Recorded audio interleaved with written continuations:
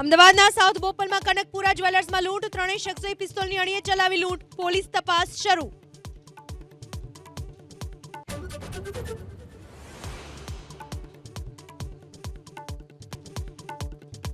બિહારના મુખ્યમંત્રી નીતિશ કુમાર પર લાલુ યાદવનું મોટું નિવેદન, બોલ્યા નીતિશ માટે ખુલ્લા છે દરવાજા. તેજસ્વીએ કહ્યું પત્રકારોના પ્રશ્નોને ઠંડા કરવા આપ્યું નિવેદન.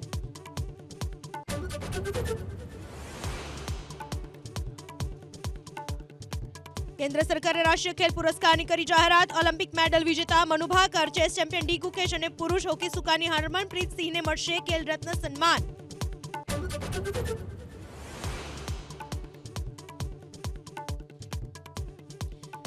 ભારતીય શેર બજારમાં સતત ત્રીજા દિવસે તેજી. સેન્સેક્સ 1436 પોઈન્ટ વધીને 79,943 પર બંધ. નિફ્ટી પણ 445 પોઈન્ટ ઉછળ્યો.